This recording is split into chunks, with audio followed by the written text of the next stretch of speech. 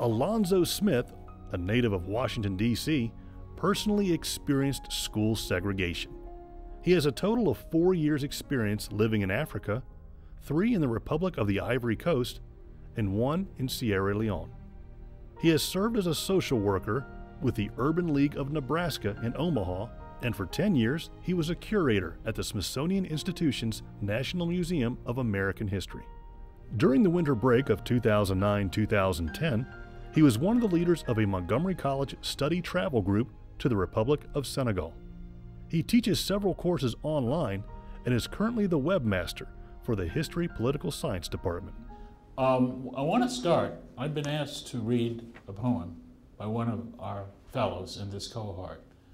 And not only did I feel honored to read this poem, but I was inspired when I read it, because what Gatima has done here in this poem is to express our common collective experiences as fellows, particularly at the Museum of American History, in the tour that was given to us, the curator's tour by Harry Rubenstein, whom you will see momentarily in my blog. But also she expresses a lot of what we experienced with Paula Chadd Smith, at the other museums, and in our discussions here on campus. It's a poem about history, about race and memory, about where we are and maybe where we've been and maybe where we're going. It's called Artifact. Artifact. Are we numb? Have we permanently removed shackles, broken them down to dusty shards settling in soil? Can we find aging relics of racism in earth? Have we dug up shrapnel of regretfulness hangings excavated after images of burning fruit dangling from small false vines? Can we remember the Black Union dead? Soldiers who fought alongside strangers on fields, soldiers who found freedom in mass graves. Are they real to us? Can we bathe in musings, have stories wash over us, believe in one man's dream that there's a place for discarded brown edges, applaud another man's not-so-civil war? Are we numb? Have we permanently removed manacles, freed dirty hands, washed them clean, unearthed wreckage, and rebuilt a place for throwaways, wading through the not-so-easy space that was their home? Can one man with Kansas, Kenyan blood hold cinders and spoils in one hand and hope and change in another hand? Use both hands to mold resolution? Are we blank faces? Evacuees of war bustling through the Smithsonian, hoping to see an artifact of the artifice that we aren't one? Would our eyes fix on it or burn from embers of disbelief? Are we numb?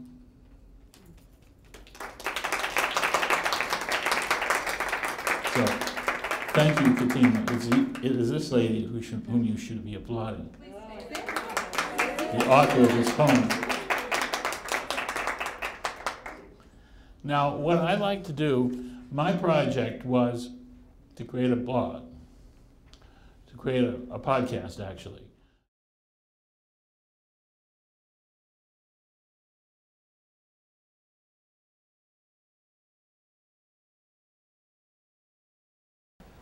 Hello, I'm Professor Alonzo Smith, and I teach history in the History Political Science Department at Montgomery College, Rockville campus. This is the first in a series of podcasts for the Ethnic Social Studies program. The Ethnic Social Studies program is a recent initiative taken by the college to serve a growing community need, that of multicultural education. Migration and globalization are major factors in the United States and especially in Montgomery County today. Government agencies, private organizations, and businesses all see the need for training people to function effectively in a multicultural society. The knowledge gained from this program will not only aid in the development of informed and competent professionals, but it will equip participants with tools to complement the skills which they already possess in their respective chosen careers, such as nursing, law enforcement, counseling, social work, and education, and will improve their understanding of the complex societies that they serve. Developed by the Department of History and Political Science and the Department of Anthropology, Sociology, and Criminal Justice, the Ethnic Social Studies program is offered on 2 levels: a certificate, which requires 18 credit hours, and a letter of recognition, which requires 9 credit hours. You can learn more about these programs by going to the college website at www.montgomerycollege.edu. This first podcast program in Ethnic Studies was produced in conjunction with the Paul Peck Humanities Institute at Montgomery College. The Paul Peck Humanities Institute was founded as the result of a National Endowment for the Humanities grant, and through the generosity of Paul Peck. Established in 1998, the Paul Peck Humanities Institute increases and enhances the presence of the humanities at Montgomery College and in our community. A major part of this institute is the Smithsonian Faculty Fellowships program. Smithsonian Faculty Fellowships are the product of a unique collaboration between Montgomery College and the Smithsonian Center for Education and Museum Studies. Each year, Montgomery College faculty are given the opportunity to improve their teaching through participation in a series of workshops at the Smithsonian Institution. Faculty projects for the 2010-2011 year were centered around the theme Museums at a Crossroads, Engaging a Post-Racial Society. So the theme for 2010-2011 was Museums at a Crossroads, Engaging a Post-Racial Society. You can learn more about these projects, again, by visiting the college website. My own project for this year, was to explore how the Smithsonian's National Museum of American History has covered the subject of race and multiculturalism in its exhibitions. In December of 2010, I had the opportunity to interview Harry Rubenstein, a senior curator at the American History Museum. We talked about how the museum has dealt with issues of race, multiculturalism, and civil rights during his 30-year tenure with the institution, and about the prospects for changes in the 21st century.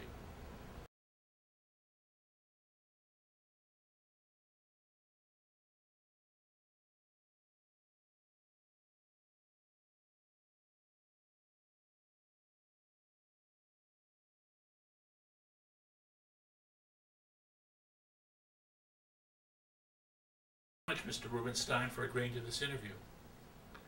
And I want to start out by talking about your career here as a curator in terms of how the museum has dealt with the issues of race. Now, you've worked on a number of different exhibitions on a wide variety of subjects. So can you sort of look back in the time that you first came here and look at how has the Museum of American History dealt with issues of race and ethnicity several years ago compared to now?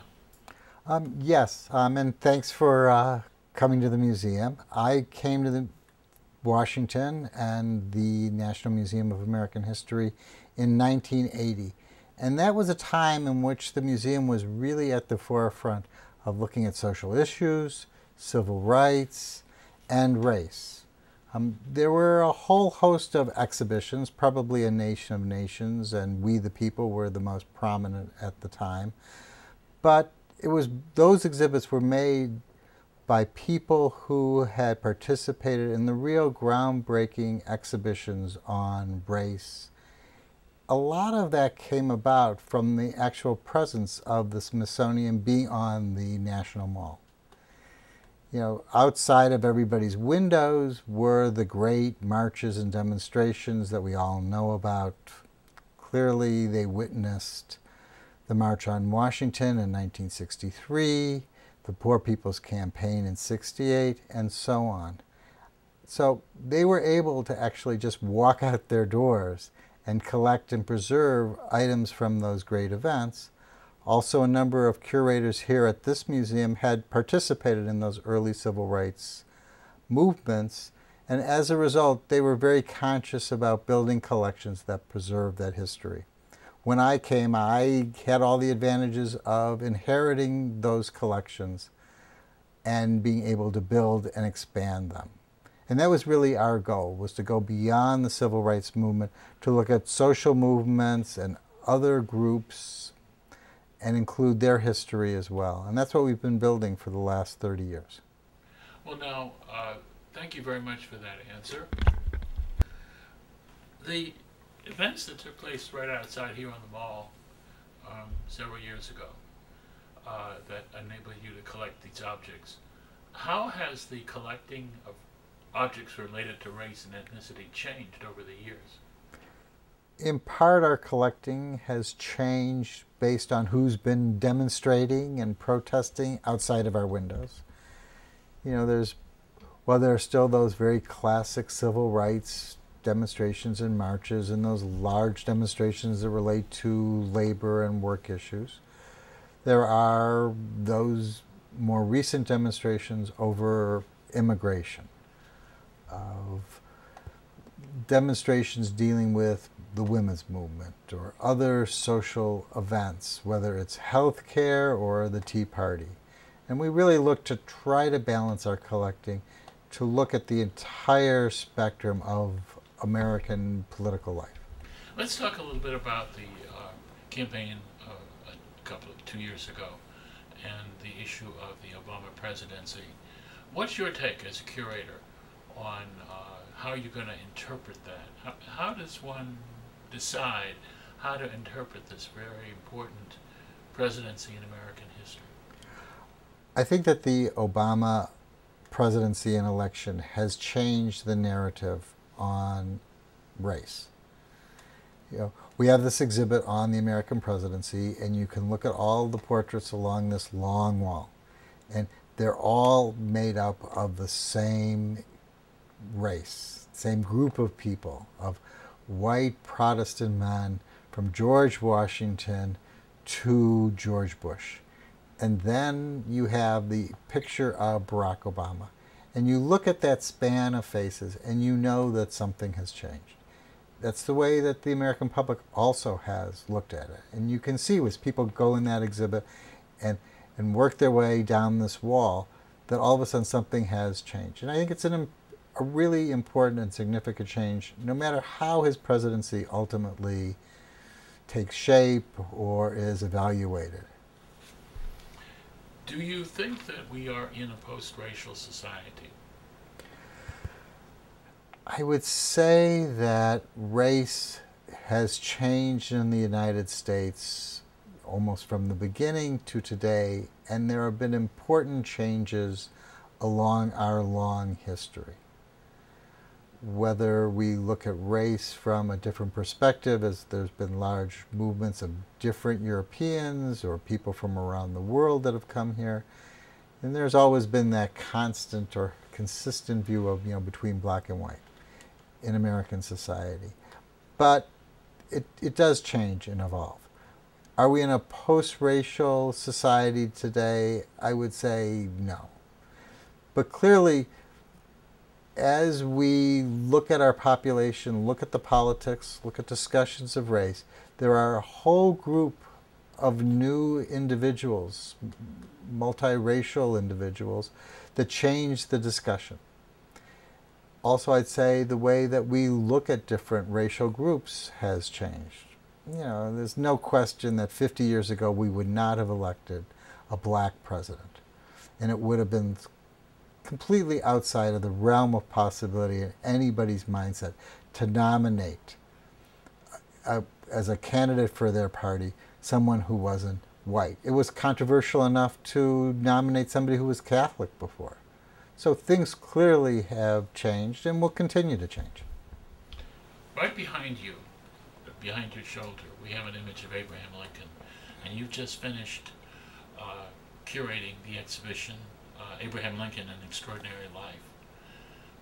Could you just comment briefly on the Lincoln presidency and the Obama presidency in terms of where America has come in terms of race? Well, obviously there's been a huge and dramatic journey between Abraham Lincoln, known as the president that emancipated the slaves. That's maybe an exaggeration, but clearly he was a major force in the emancipation of African Americans, and Barack Obama. I mean, they share a lot of they share a lot of common ideals about American life. I think Lincoln clearly did not see beyond race and saw limits because of that, and Barack Obama sees a different kind of society. But nonetheless, this promise of America, I think they both share. And this idea of individuals having greater freedom, greater roles and participation, these are all things that they both share. It's really tied to the American promise, and I think both of them have this great belief in that promise. Let's take that promise and fast forward it about 40 years into 2050. Demographers and writers are saying that America may be a predominantly non-white nation by then. What is that going to mean in terms of the promise of American life? I think it's hard to project how those changes will happen. Clearly, this country has absorbed huge groups of immigrants and have reshaped society as a result of that. I mean, my grandparents came from, Eastern Europe, viewed as a different race, and clearly now are just viewed as Americans and white Americans. It's a very different sort of world that they came to that I inherited. 50 years from now, again, the population will be greatly different. How divided we will be? Will we classify everybody by race? Will that still be the central topic of division within society? It's hard to project. On a more hopeful note, it's nice to think of this trend that we're now seeing as a move towards a more encompassing, enriching society, one that we both understand the differences and bask in the sort of enrichment of our society because of it. But we've also gone through these periods in American history of great reaction. And you can look throughout the 20th century of really hopeful moments and then periods of great reaction and repression. And so there's always that possibility. There's that potential within American life. So we could go either way. I think we can. Okay, great. Thank you, Mr. Rubenstein, very much for sharing your experiences with us. In this interview, we have seen how the Smithsonian's National Museum of American History has dealt with issues of race and multiculturalism over the years. Previously, conversations on race focused on the civil rights movement. The ways in which we discuss race and even the definition of race have changed dramatically over the past half-century. New groups have emerged and entered a discussion which was previously centered on only a black-white dichotomy. While most people would agree that we have hardly entered into a post-racial society, it is clear that as the 21st century progresses, discussions on race and ethnicity and civil rights in American life are going to change very dramatically.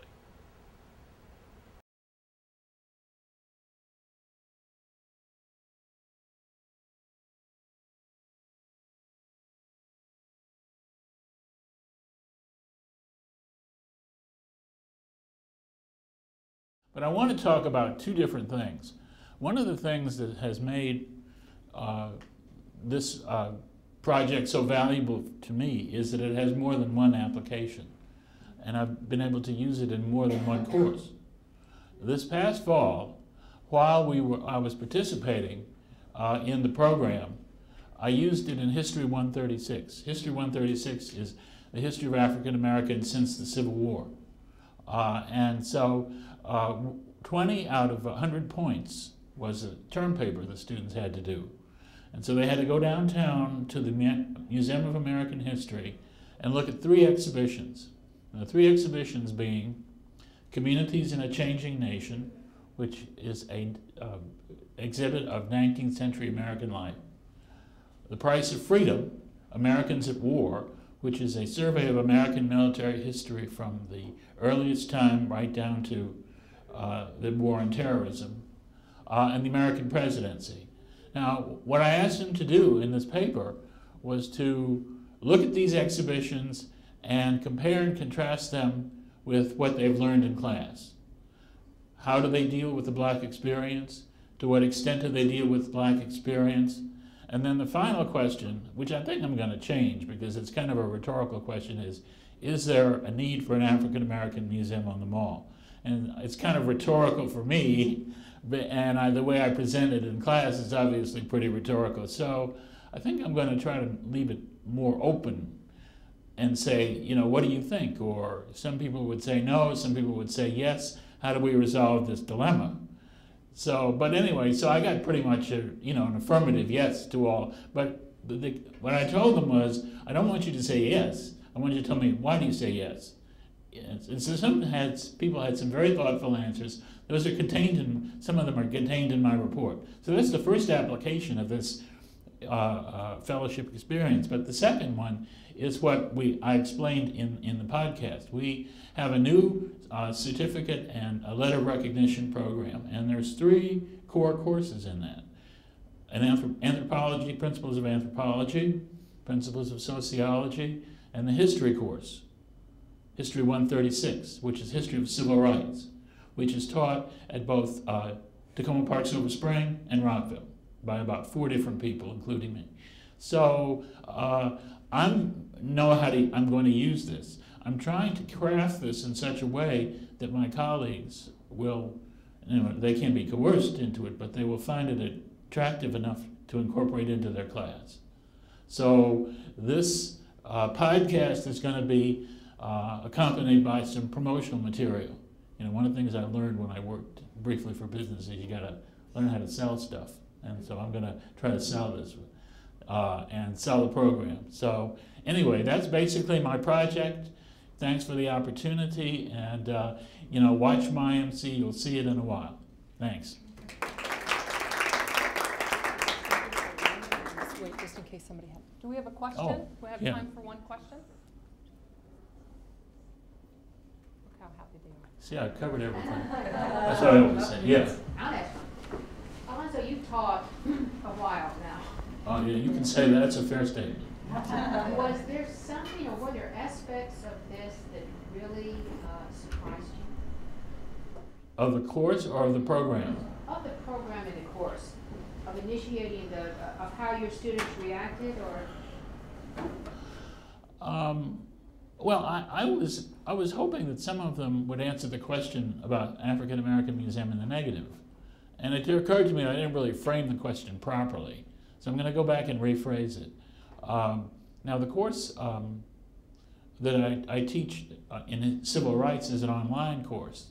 So that, part of what I want to do, or part of what I told the students in the Black History class is, I want to introduce you just to start thinking about careers in museum studies, because you can do more with history than just teach, like me. Okay, you can work for a museum. You can do a lot of different things. You can make video documentaries. So, I wanted to introduce them to the idea of public history and what they can do with a history major, besides in the classroom. So the same thing I'm going to do in the civil rights course. Talk to them about not only visiting the Museum of America. The problem, of course, with the course, or the face-to-face course here on campus is I can compel the students to go downtown. Whereas with the online course, I have students in Caracas and Paris and Chicago and New York, and so I can't compel them to go to the Smithsonian. But what I can do is to say, look, you ought to think about museums as a place of education, a place to visit, because tell me where you are. Maybe I can tell you about a museum where you live. Like in France, there's some excellent museums about slavery that have been recently opened up You know, so part of this is to tell them what you can do, how you can use a museum other than the Smithsonian, you know, to learn about and to learn history from. Yeah. You're a historian, and I'm wondering how you dealt with the post-racial America aspect of this study. Did you engage your students in conversation about it, or I mean, what happened with that? My textbook ends up by saying, is there an Black American nation, or is it disintegrating? There's a new book that just came out this week, and you know the name escapes me, but it's basically, it's called The Fragmentation of Black America. And the author's thesis, he's a well-known commentator and columnist, is that there's no longer a Black America. That Black America is breaking up into about at least 4, maybe even more, very distinct categories, and so you can't. Yeah, I think so. Yeah, that's right. And that there's no longer a black experience. There's no longer a black agenda. I mean, we have people who come from other countries who consider themselves black, but they have a Haitian, a Jamaican, or Nigerian, or Kenyan identity. We have people who want to be considered biracial. We have, you know, people who consider themselves more in terms of religion, perhaps, being Islamic or Catholic or Hispanic. So you know, there are people who are still trapped in